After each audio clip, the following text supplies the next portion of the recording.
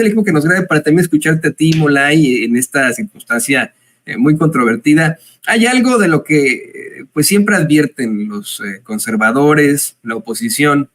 Hay un argumento que siempre plantean de forma muy, muy chafa. Morena es el nuevo PRI, ya verán, está generando un nuevo PRI. Pues la verdad es que con nombramientos así, con candidaturas así, sí hay que desconfiar, ¿no? Sí, esa denuncia de la pandilla golpista es la denuncia de cómo ellos se quieren pasar a Morena. Y sí, o sea, ellos pueden convertir, pasándose a Morena, pues no en un nuevo PRI, ¿no? Porque eso nunca va a volver.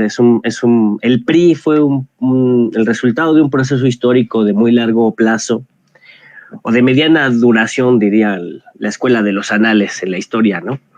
Un proceso de mediana duración que resultó en un partido autoritario, subordinado al interés de las familias más ricas y de lo que ellos llamaban la familia revolucionaria, y pues gestor del interés nacional hacia el extranjero, ¿no? En particular anclado a los intereses de Estados Unidos. Tuvimos varios presidentes priistas que eran agentes de la CIA.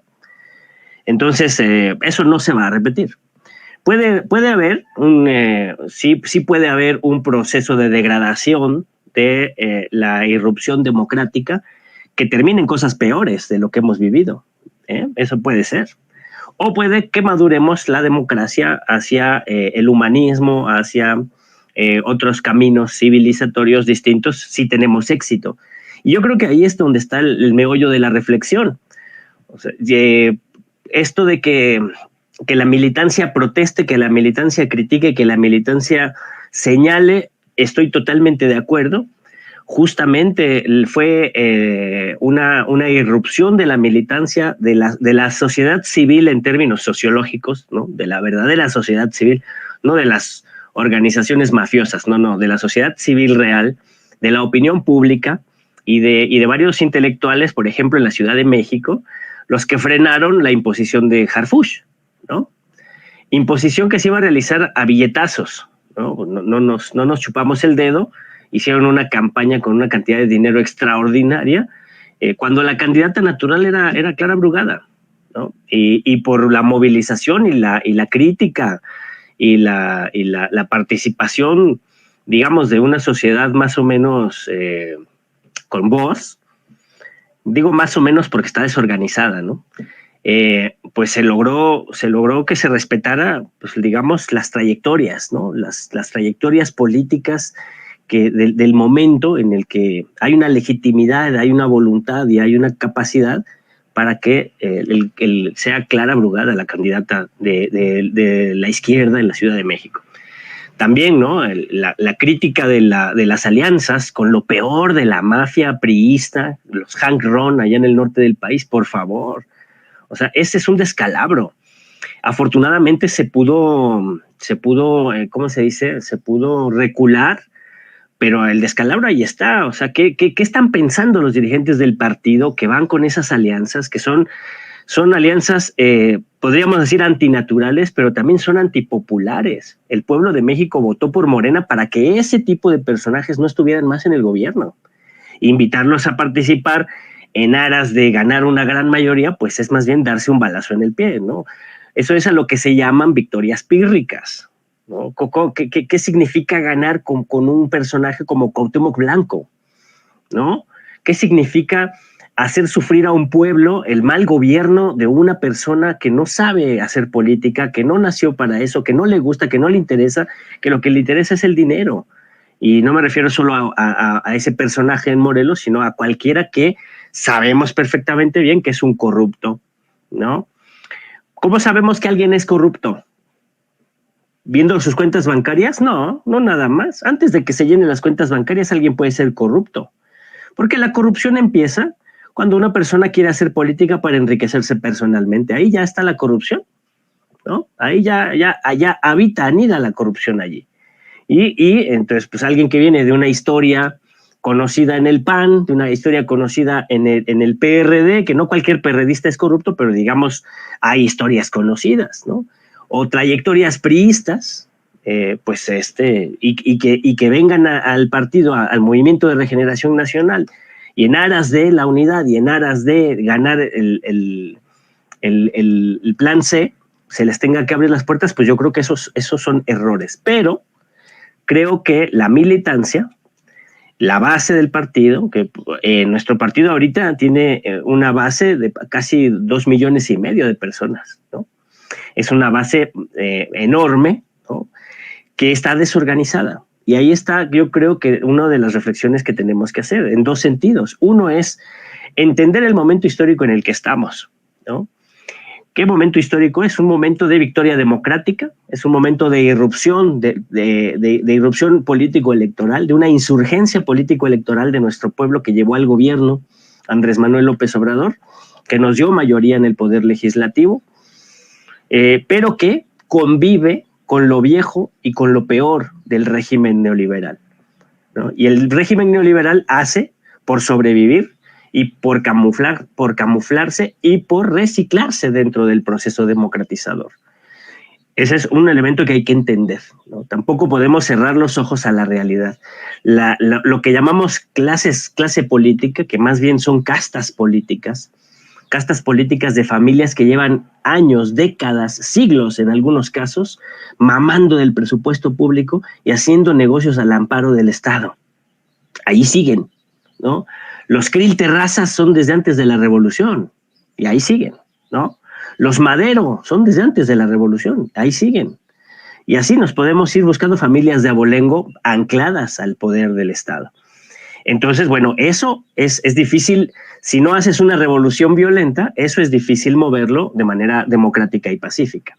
Y entonces vamos a la segunda reflexión. Necesitamos una base social consciente, movilizada y organizada, ¿no? Que le dé, que tenga fundamentos en el poder popular, porque no tenemos dinero y porque no somos gente famosa, pero sí somos más, sí somos mayoría. Y tenemos que organizarnos y que la fuerza popular, que es, por ejemplo, la fuerza de Andrés Manuel, es fuerza del pueblo. Entonces necesitamos dirigentes que tengan fuerza de pueblo para disputarle los espacios de gobierno a los que vienen de la vieja política. No, nadie nos va a abrir las puertas. Eso de somos el relevo generacional, ábrannos las puertas porque nos toca a nosotros, eso también es falso, ¿no? Quien quiera participar en política tiene que construir una fuerza popular, tiene que construir una representación popular y disputar con el poder del pueblo a los poderes fácticos y a las castas políticas que están todavía en las estructuras del Estado, ¿no? Yo creo que hay que responder a la pregunta. ¿Queremos que Morena sea un partido para que se disputen una agencia de colocación de cargos, ¿no? Que sea un partido subordinado a los tiempos electorales? ¿O necesitamos que Morena sea un partido para la liberación nacional, un partido para la reforma económica en perspectiva de economía moral, un partido humanista, un partido internacionalista, un partido democrático, asambleísta, organizador del pueblo? Entonces, respondiendo a esa pregunta, pues hay que insertarnos en participar para construir estructura, para construir movilización, para construir participación y conciencia militante, vida de partido, y dar la batalla democráticamente, fraternalmente, la batalla ideológica, la batalla política, y llevar el partido hacia posiciones de mayor congruencia con los principios de la izquierda, de mayor congruencia con el humanismo mexicano, de mayor congruencia con la fraternidad universal, ¿no? Y que sus representantes y sus candidatos sean dirigentas emanadas del pueblo, emanadas de la lucha popular, emanadas de la verdadera representación ciudadana, ¿no? Pero eso está en disputa. Entonces, pues hay que, yo soy de esa tendencia, ¿no? De que Morena sea un partido para la liberación, un instrumento del pueblo para la liberación, para la profundización de la democracia, pero la otra tendencia también es fuerte, y la otra tendencia apapacha al viejo régimen, ¿no? Decía Antonio Gramsci, lo nuevo no acaba de nacer, lo viejo no acaba de morir, en ese interregno es donde surgen los monstruos. Entonces, pues hay que trabajar mucho con conciencia, con ánimo y con organización para para este plan C que viene y para seguir profundizando el proceso hacia adelante.